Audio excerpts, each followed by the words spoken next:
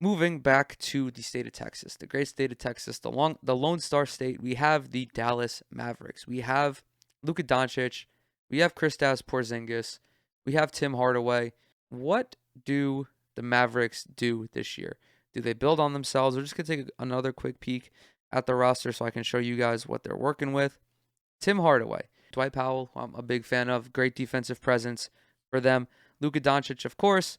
Willie Cauley-Stein, Maxi Kleber, Dorian Finney-Smith. They did sign Frank Ntilikina, who is a perimeter defender that they needed more than anybody else. They also got Reggie Bullock. So they have 2 former Knicks on the roster. Well, actually, it's 4 former Knicks on the roster, but they have 2 additional former Knicks with them this season. I think that Dallas always kept themselves out of the contender column because their defense was just so fucking atrocious. Like, you guys thought that I was harsh on the Hawks defense. Dallas was the Hawks if they didn't even try to play defense. Like, at least the Hawks had Clint Capella, who is a very good defensive center. At least they had DeAndre Hunter, who's also a very good perimeter defender in his own right. Dallas had none of that. They literally just had Luka Doncic, and they're like, we're going to score 130 points a night. And, if we win by 5, so be it. A win is a win. With Ntilikina, and with Reggie Bullock, they do improve on that end. Granted, I don't know how significant it's going to be because guess who's coaching? This guy right here. Jason fucking Kidd, who almost by himself reduced all of the good that Dallas did this offseason to nothing because he just sucks, dude. Jason Kidd is not a good coach. He's bad. He's a bad NBA coach. He has no idea what the fuck's going on. Look at his tenure with the Brooklyn Nets, right? Did he have the greatest pieces? No. But there was nothing he did that stood out. Look at his time with the Milwaukee Bucks. Need we say more? He had pretty much the same players that Mike Budenholzer has now. If nothing else, he had Giannis and he had Chris Middleton. And look at what Mike Budenholzer has done with that team compared to Jason Kidd. I don't know what's going to happen with Dallas this year. If they're going to implode on both sides of the ball, I don't know. I do think that Luka and Tim Hardaway and Dwight Powell and Kristaps Porzingis, they have the collective talent to prevent the team from closing in on themselves. But they're still not contenders. They do have a chance to make a conference finals. I do think they're a little bit better than Chicago. There we go. Of course, it's always tough to compare across conference because there are just so many variables that we have to figure out, and scheduling and the strength of schedule. It's a mess. But on paper, I think they are a little bit better than Chicago because their best player is better than Chicago's best player. And the supporting casts are about equal in that regard. Of course, unless something happens with KP, DeMar DeRozan is definitely I don't want to say the sidekick, but he's definitely the wingman that you'd want to have over KP, but we'll see. We'll see. I think Dallas is pretty comfortably going to win 50 games this season. It's just tough to project where 50 wins gets you in the Western Conference because, you could be a 50-win team like last year and barely make the postseason. You're going to be a 7 seed with 50 wins. Of course, the injuries to teams like Denver, any potential injuries with the Lakers, that's going to change things as well. But I think Dallas is sitting pretty comfortable at a potential conference finalist. I'm laughing because next up is the Pelicans. I'm just going to drop them in the poops here. We're going to move on. So next up we have the New York Knicks. Now, as a Brooklyn Nets fan, you might think that I am contractually obligated as a fan of the team to talk shit about the Knicks whenever I get the chance. And while that is fun, I do enjoy having a little bit of back and forth with my fellow New Yorkers, my crosstown rivals, if you will. I don't want to shit on the Knicks because I fucking hate when Nets fans say something about the Knicks and they're like, shut up, dude. Shut up. It's the same thing when you guys talk about the Nets unprompted. Shut up. Anyway, I do think the Knicks have a very, very, very good team this year. RJ, Evan Fournier, Kemba Walker. You get Derrick Rose back. You have Julius Randle. This team is very good. If it weren't for last year, I would have expected this team to be where last year's team was. No, what were they? 4th seed in the Eastern Conference. played very well against the Atlanta Hawks in the playoffs. It's going to be tough for them to build on that significantly, but I do think that's their baseline. They're without a doubt a playoff team this season. I really should have put a fucking row in between potential conference finalists and middle of the pack, because now I'm realizing that there are more middle of the pack teams than potential conference finalists. So maybe I'll just change the criteria because it's my show and I can do whatever I want. The Knicks are middle of the pack, without a doubt better than the Charlotte Hornets. Like, you're looking at another fifth seed finish for them this year. I just don't think that they have the star power to blow past Atlanta, Chicago, Boston, definitely not Brooklyn, not Milwaukee, not Philly either. There's just so much talent ahead of them that they're a middle of the pack playoff team, and that's okay, because considering the team they have, doing this without a serious, like, a bona fide superstar. I mean, no disrespect to Julius Randle, he's played incredible basketball over the last couple of years, but he's not like any of the other top dogs in the Eastern Conference. Now we have the Oklahoma City Thunder. I'm just going to drop them in the poop tier ahead of... They're actually the best team in the poop tier, I feel like. Actually, no, that's a lie. Yeah, we're just going to leave them in the poop tier. And the Orlando Magic, dude. Man, there's something weird about Orlando, because that's where Disney is, right? And Disney is the happiest place on earth. But going to see an Orlando Magic game is probably the saddest place on earth. They're the Sacramento Kings of the East. They don't have anything going for them. I mean, let's look at this roster. Robin Lopez, Gary Harris. Gary Harris is a good player. Just I think his talents would be better suited on a team that's not the Orlando Magic. Mo Bamba, quality player. Jonathan Isaac, anti-vaxxer. Wendell Carter Jr., who just got an extension, has the potential to be a good player down the road. Same thing with Markelle Fultz. I was never someone who gave up on Fultz just because of, like, that whole shit with his shoulder. But, like, overall, this team is just not good. This team is very bad. Yeah, they're going in the poop tier. I feel very confident about my decision to put them in the poop tier. I think that... No, they're going to be worse than the Thunder. The Thunder are just riding on Shai Gilgeous-Alexander, which, of course, is totally fine. They're still going to be in the poop tier. Don't get it twisted. Now, we have the Portland Trailblazers, who, to me, fully embody that missing row in between potential conference finalists and middle of the pack, because Portland, no shot they make a conference finals this year. Dame is great. CJ's great. Nurk is great. They did trade for Larry Nance Jr. They do have Norman Powell. Chauncey Billups at head coach, I don't know how well that's going to work out, but it's not necessarily an indictment on them that they're not going to make it to the conference finals. But it's the breadth of talent that's ahead of them. Again, going back to teams that are hurt and still better than Portland. The Clippers, the Nuggets, the Lakers. Those teams at their worst are still better than Portland. Dallas, I think, is better than Portland, because Dallas is very similar to the Blazers. A lot of offense, not so much defense. Of course, that's going to change a little bit with Larry Nance being there. I think I'll put them at the tail end of the potential conference finalists. They're knocking on the door of being a potential conference finalist. However, you're a 6th seed in the Western Conference, or you're a 5th seed in the Western Conference, and you're going up against a team like Utah or a team like Denver or Phoenix. It's a wrap for you. There's just no shot that you're pulling off an upset unless something catastrophic happens. The Pacers, middle of the pack, they're a little bit better than the Hornets. Malcolm Brogdon, Miles Turner, Domantas Sabonis. I think they have a decent team. I'm really not too confident in them. There's no particular reason why. It's so tough when you get into the middle of these conferences, because the tops of the East and the West are just so dense with talent. They suffocate everybody else, I feel like. Because, I mean, they have names on this roster. Karis LeVert, Miles Turner, who I mentioned, TJ Warren, who I mentioned, TJ McConnell, the god TJ McConnell, Malcolm Brogdon, again, Domantas Sabonis. Like, those are 7 very good players, or 6 very good players. I'll throw a 7th in there with Jeremy Lamb. But you're not getting past any of the teams that are better than you. The only way that if Indiana were to make it past the first round of the playoffs, they would have to finish as either a 5th or a 4th seed and match up against the Knicks. Not because I think that the Knicks are a bad team. I just got done praising them in their offseason. But that's the most evenly matched series that Indiana could win. Like, those teams are very close to one another. Neither is that much better than the other in any regard. But, like, they're getting washed if they go up against Brooklyn, if they go up against Philly, if they go up against Milwaukee.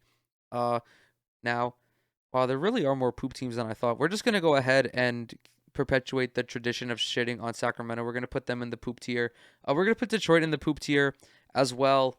Not much I can say about the Detroit Pistons. It's very tough being a fan of any Detroit sports team. Right now, Lions are dog shit.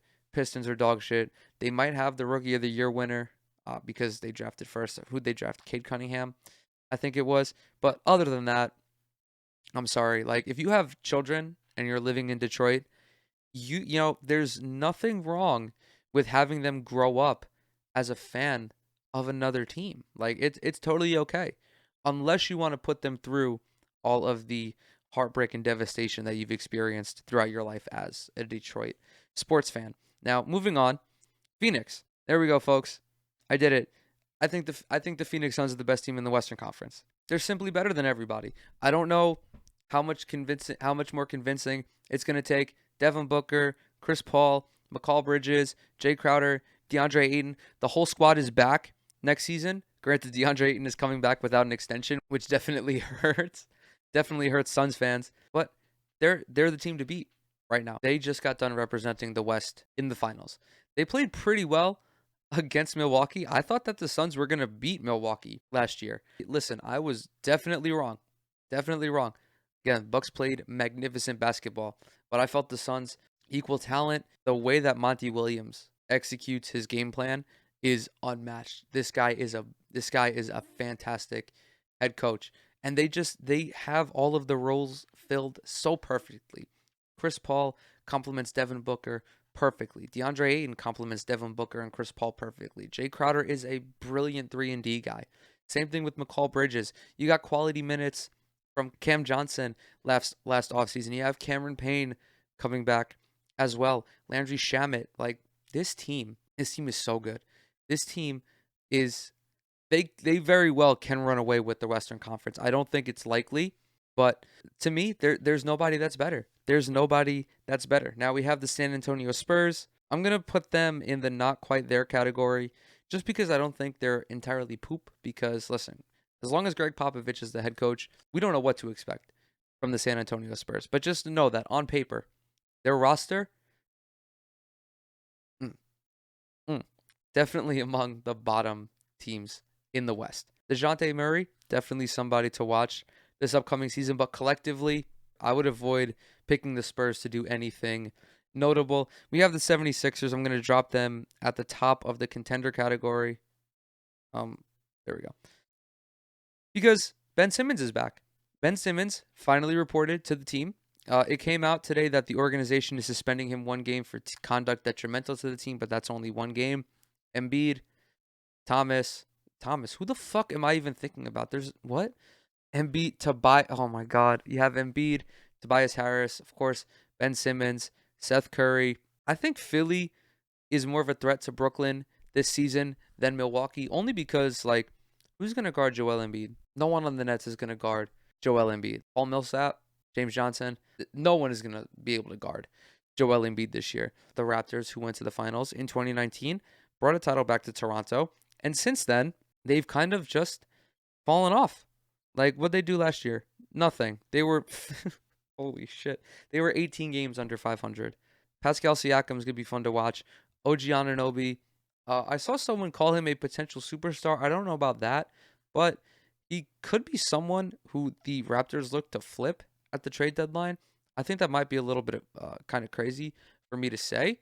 You know, if they really are trying to rebuild around Pascal Siakam and OG is having a good season and you feel you have the leverage in a trade, like, I'm just saying, I think at this point, the Raptors are open to doing whatever because it realistically can only go up from here. I'm not going to put Toronto in the poop category because they have Fred VanVleet as well. They have Goran Dragic, who they got in the trade with Miami. They are just on the outside of being a playoff team. If the East weren't so stacked top to bottom, I think Toronto would have a pretty decent chance of making it into the postseason, but there's just too much going against them. Next, we have the Utah Jazz. I'm just going to do the Jazz and the Warriors back to back because have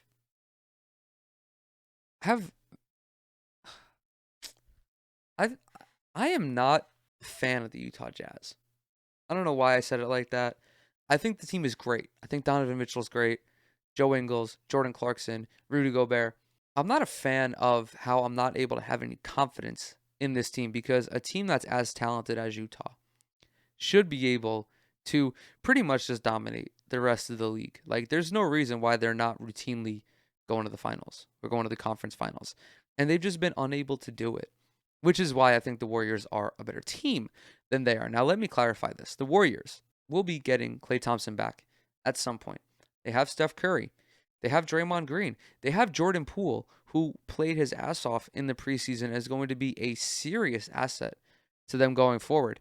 I think that Golden State, they're contenders again, right away, almost immediately. Like, they're gonna bounce back like nothing happened. Steph is gonna have another career season, probably. Draymond's probably gonna be in the Defensive Player of the Year conversation as always.